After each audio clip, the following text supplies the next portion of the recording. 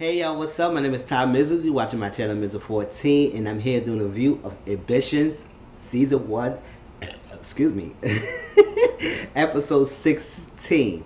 Remember, it's a back-to-back episode, so after I do this, I gotta watch the next one, and I gotta do the review on that one. So you will get two reviews when I uploaded them. So it was back-to-back on Tuesdays. I said it was a lot. What? It was good, y'all. Like I said, this whole season so far, Ambition has been really great.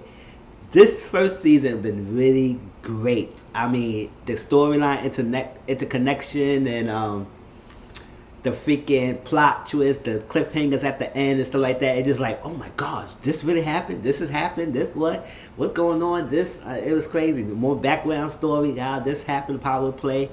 It is something. So, and how did a lot of characters connect to each other in some way, shape, or form. So that's what it is. Ambitious Ambition. They got the name really well. Alright, so let's start with Bella and Bella. You know, those names sound similar. So Bella came in the house. She acted like everything was all cool and everything, but Bella already found out the truth about Bella. Not too much the truth that she know that Bella was behind the kidnapping of Joaquin, but she know that Bella was the one that told Evan about Bella sleeping with Ignacio. So she confronted Bella, because Bella come and tell her like everything's all cool. She said, what's going on with you? She said, why did you go tell Evan about me sleeping with Ignacio? She said, girl, it just all slipped out to me and stuff like that. It's not a big deal. It slipped out, all that stuff.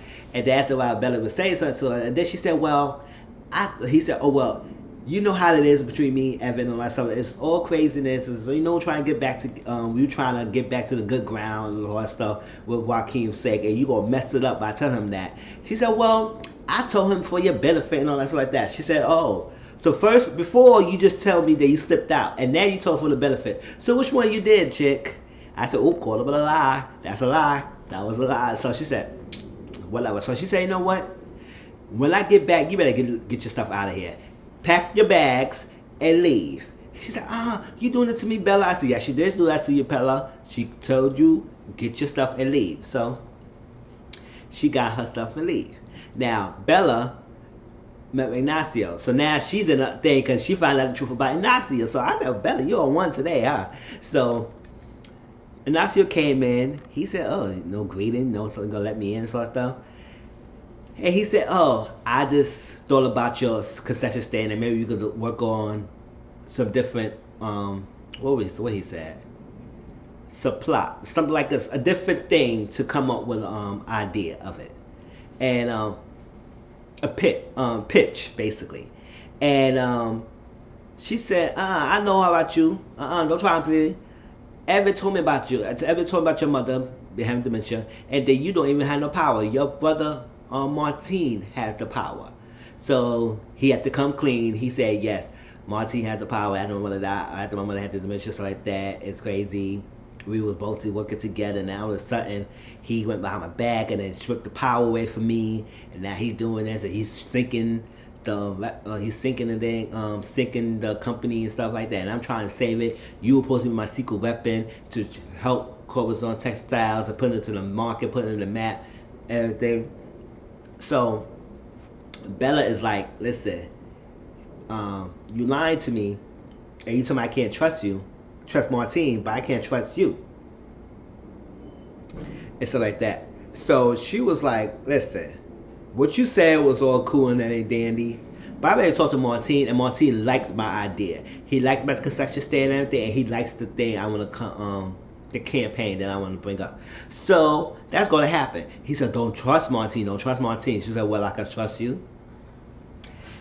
Get out my house. And he left. I said, oh. She said, well, that's my choice to make. If I can't trust him, and I made that decision, not because it's on you, because it's on me.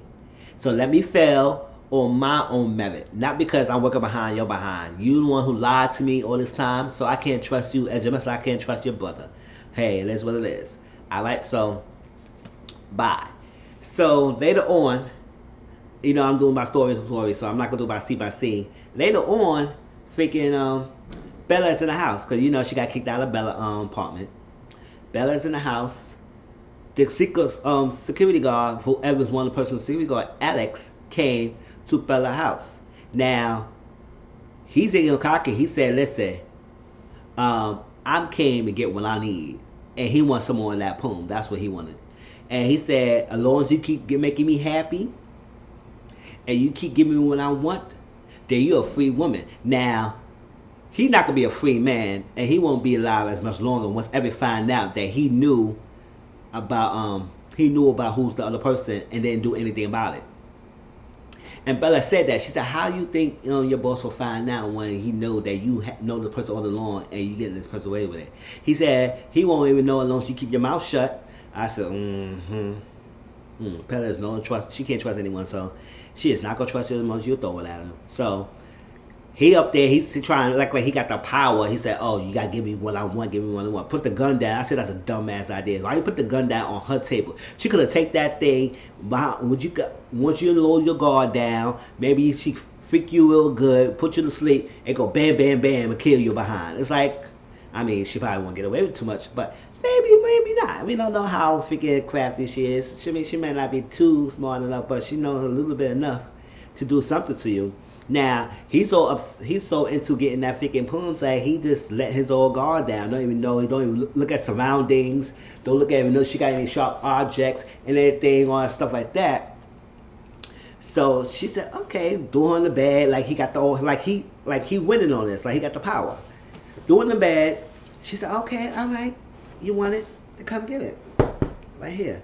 And everything. He came in. He said, glad you come to my senses. I said, I said, glad your ass gonna be dead soon. So that's exactly what happened. I don't know. She killed him, but it looked like she did some damage to him. So they kissed and she got on top. Why she got on top when he's on his freaking lust of bliss? She took the scissors and it said, whoosh. I don't know if she stabbed him in the chest. I don't know if she stabbed him in the eye. I don't know what she did to him, but she stabbed him and it was blood. So I said, oh, I see that's what you get, Alex. You should have shot that girl when you had a chance, because that was supposed to be shoot on the rival, shoot when you find out the person, not freaking have sex with her and keep it a secret. Think you gonna get away with it because you get what you want because you horny. Maybe you're not getting sex as much as because you work under Evan all the time. But damn, like really, you could get pussy anywhere. You freaking Secret Service, the main right hand person, they would throw it at you. Shoot, go find somebody else, not somebody who got that meth baggage under her. Oh well. Bye bye, Alex. You dumb behind. Alright, so now get this Natasha and Greg thing. So Greg came home. Natasha's in his house playing loud music. Cause she got it all like that. She got this little eye candy with her. I said, oh, not chest and everything. I said, oh, pretty grapes. I said, hell, feed me grapes, hell. But he's standing there feeding grapes. She's all smug. He said, do you have to play the music so loud? And she's like, listen, boo. You remember this time when we did this and this and like that and all that and this and all that stuff? I said, oh, she reminiscing. And he said, oh, can you jump on? He said, he's not my type. I said, oh, he's not your type, he's my type, hell. Stop it. But she said, let's do this threesome. I said, girl, sure, that's your fantasy. So she said, you wasn't like that before. You was all over my leg and all that stuff, and now you trying to be all big boss shot. And she came in. He said, you messed up trying to kill the one person and all that stuff. She said, who said I killed them? But by the way, that whore father-in-law that you for protecting this, somebody confessed to his killing. And he said, well, I'm the last one to know. She said, she didn't tell you. And all that stuff. And she walked away. Peter got a call for Daphne. Because Daphne was in Amara's office saying a whole different tune to what she supposed to tell Amara. They was recording. And she implicated Evan with the dealings of the checks and everything, even though Evan is not part of it, because Evan told her that he is not part of what you're doing. Then y'all implicating me like I had some dealing with that. The only thing we have been doing is that I was secretly doing BDSM with your ass, but not another stuff. We haven't been doing anything else. So I'm not part of this. And you telling people I'm part of it? So that was that. So she flipped the script and implicated Evan and said it was no parts of Peter's into that little dealings, even though Peter's was behind the dealings like that. And Amara caught on to that. She said, "You told me you was going to directly link Peters to this day, and now you telling the whole different tunes, every tune about your approach about this thing. Now Evan is all responsible, and Peters is out of it." She said, "I told you everything I get and all stuff." Amara said, "The protection is off unless you give me the decision, unless you come to your senses about what you were telling me. So don't leave Atlanta, and you come to me next time I come around, and you give me the right scoop." So she went in her car, and Daphne called Fika Peters and said, I did what you said, I did what you said, I did also, can you get your cousin to back off?" He said, "Thank you for the information." I said, "Bye." I said, "Oh, okay." So that's the number Daphne. Now, he get that call. So he came back. He was making he was slicing some guacamole and stuff like that. And Natasha came in with two guys, thinking she all big and bad. And Peter just told her that it's funny how power can be granted to you one day and be taken away for you to sit within the next second. And Natasha thinks she's gonna go like that. She said, "Please, you got nothing on me, so like that. You didn't have the balls to do what you did. You screw up, and they put me over here to handle all this stuff like that." He said, "Well, I called my father, and I had a little conversation, and then your sloppy work put us in a great danger about the lawsuits and stuff like that coming into our play and all everything. So you think you got it like that, but you going back home and answer to my father." And he took the goons, just like that, because she said, "Go get him." And they got grabbed up. She said, "What you doing?" He said, "Oh, you need to go back and consult to my father about what you have done. Your sloppy work messed up everything for the rest of us." So he gave me the power back on and just flew her out. I said, "Oh, bye-bye, Natasha. Bye." So Greg Peters went to Stephanie's office, and he was like, "Oh, you don't have to worry about Natasha. And that whoever it is, all that stuff." And she said, "Whatever will happen, we can never be together." He said, "Because we're in two different worlds." And I had thought about divorcing Evan, but that's not happening right now.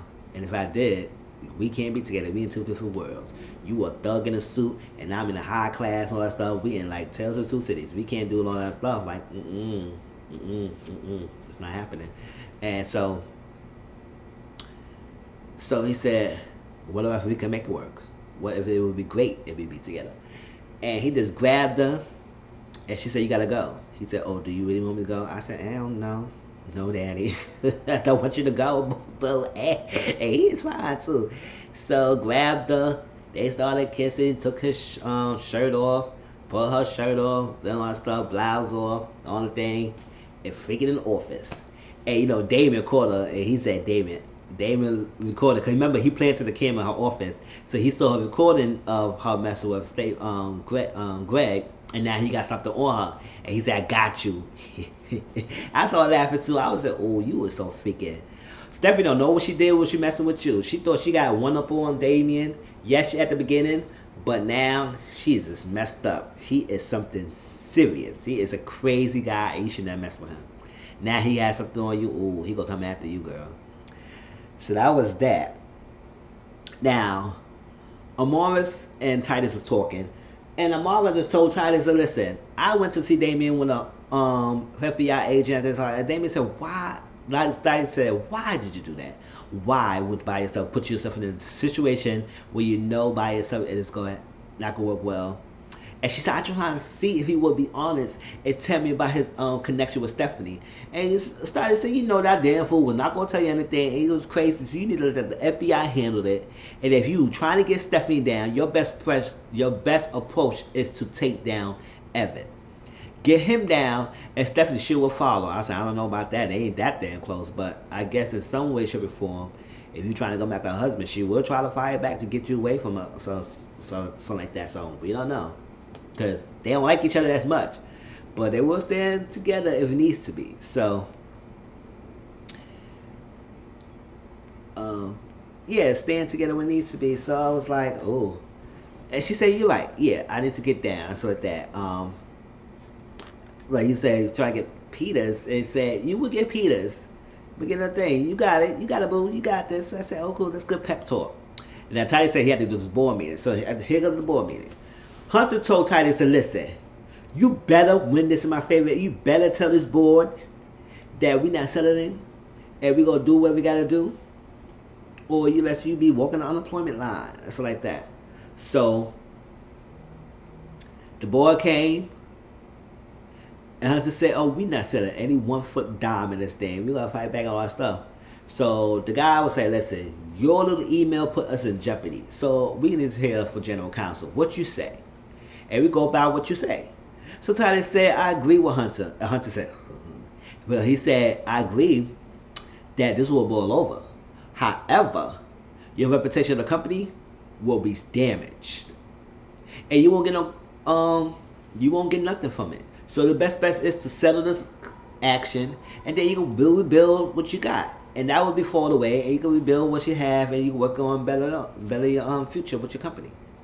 Hunter was livid. He was pissed, and the board agreed. They said agreed. They said need to settle it.